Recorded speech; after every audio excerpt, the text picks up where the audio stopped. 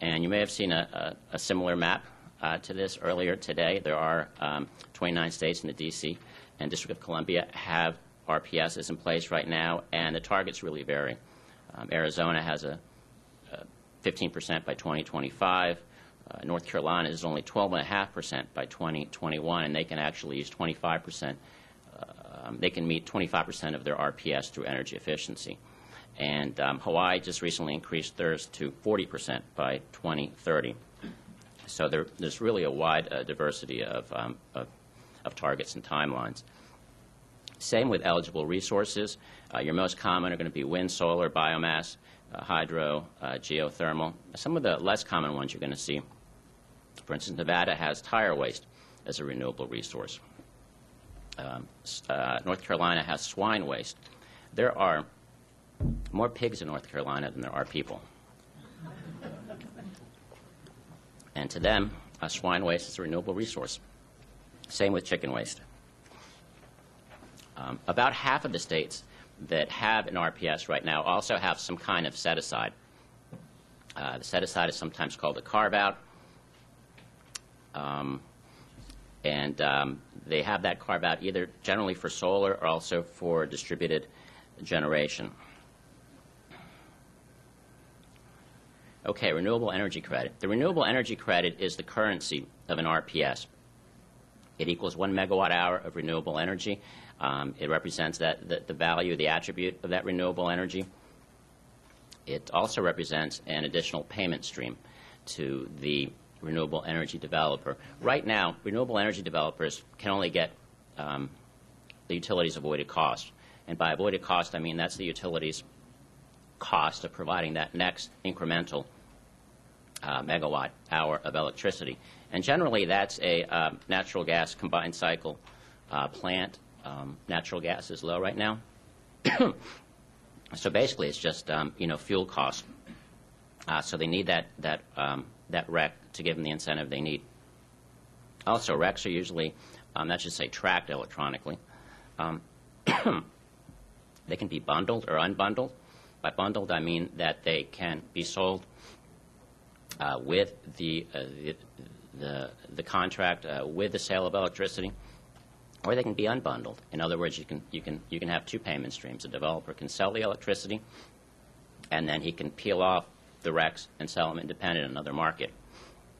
And what you have in other states is you have short-term trades and also long-term contracting. And you can see which dominates which markets. The problem with short-term contracting or short-term trades is that you have a variable renewable energy credit value. Your REC price might be here one day, might be here another day. That doesn't create that certainty that we had talked about earlier. Same with long-term contracting. You can negotiate your own long-term contract, but ultimately you don't know what that contract price is going to be, and others don't know what that contract price is going to be. So it's not very transparent. So what a few utilities are doing, they're going to standard offer contracts. And what those are basically an open invitation to accept a contract based on certain criteria. And it's usually done at a specified cost per kilowatt hour over a long term. For instance, Arizona Public Service offers excuse me, a 10 to 15-year contract with REC prices at anywhere from at 20 cents a kilowatt hour and 18 cents respectively. And as we get into these types of standard offer contracts, you're starting to approach more of a feed-in tariff type concept. And I just wanted to touch on this because we haven't talked a lot about the feed-in tariff, but it varies with the RPS in a couple ways. The standard regulates the target. A feed-in tariff regulates the price. For instance, Gainesville recently established a feed-in tariff at 32 cents a kilowatt hour. That's the price. The developers know that. That price is good for 20 years. That creates a lot of certainty But you don't know necessarily how much renewable energy you're going to get. I mean, they placed a cap on the program, but still, the RPS tends to you set the target, but you don't always know what the price is going to be, and that creates, a bit of uncertainty to developers entering that market. But let's see what the trends have been. As you can see from this graph, and this is from Lawrence Berkeley National Laboratory, the compliance has been pretty good. It's been up at around 90% in the early years.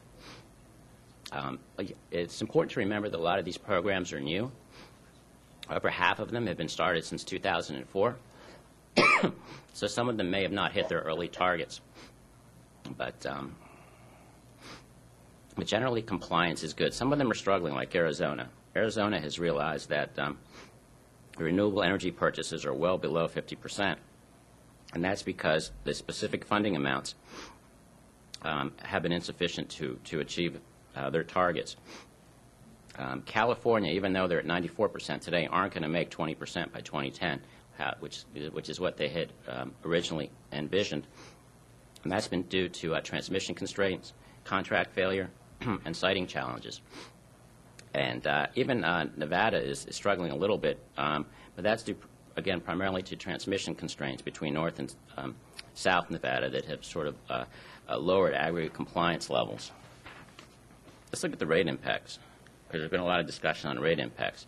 The rate impacts have generally been around 1% or below 1% in a lot of these states. Again, this is the early years, but the evidence shows that these policies are not bankrupting consumers, and those types of rate impacts are pretty low, considering if you look at it sort of in the context of what we've seen from conventional energy in the last few years.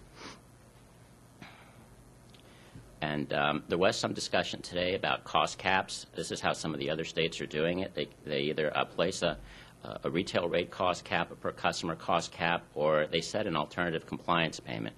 For instance, Maryland, Maine, New Hampshire average somewhere between a 25 to 50 megawatt hour compliance payment. So they don't need a cost cap, because if the REC value goes above that amount, they'll just pay the compliance payment.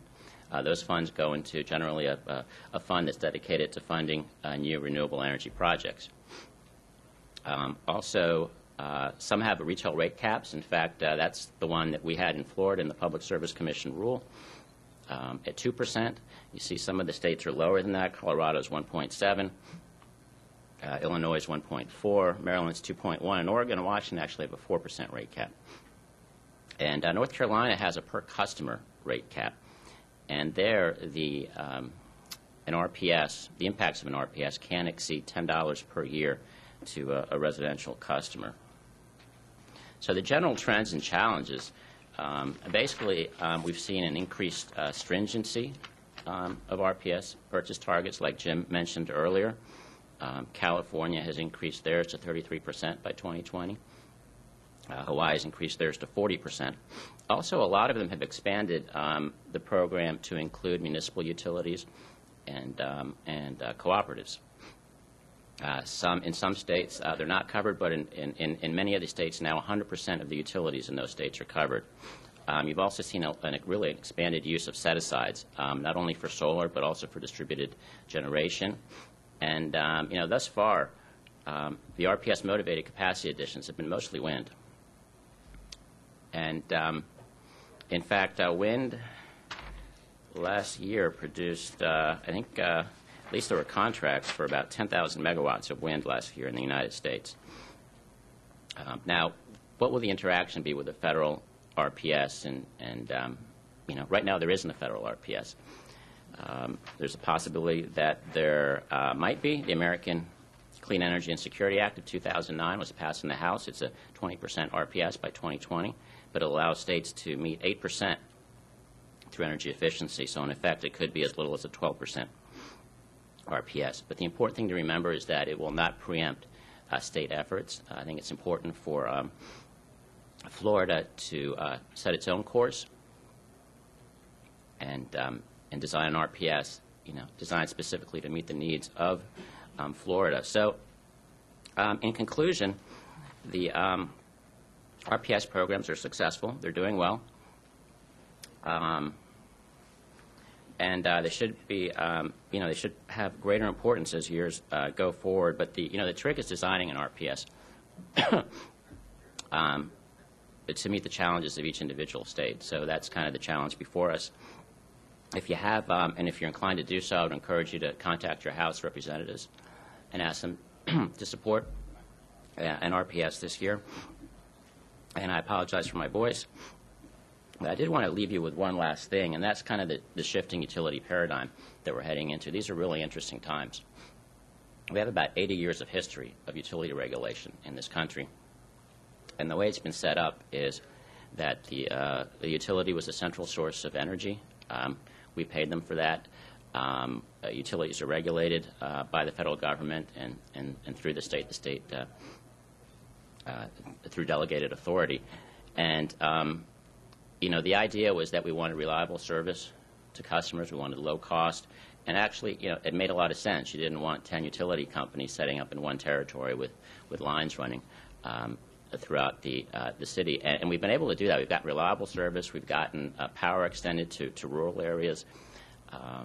And we've gotten generally low rates. But now we're in the 21st century. We have technologies where we can produce electricity and the utilities are buying it, or in fact becoming the consumers. So, which is a little at odds with the utility model, because utilities obviously are in the business of selling electricity, and they need those sales to recover the revenue, which goes to paying their fixed costs and earnings. So, stay tuned. It'll be kind of really interesting to see how that tension is resolved in the future. Thanks so much.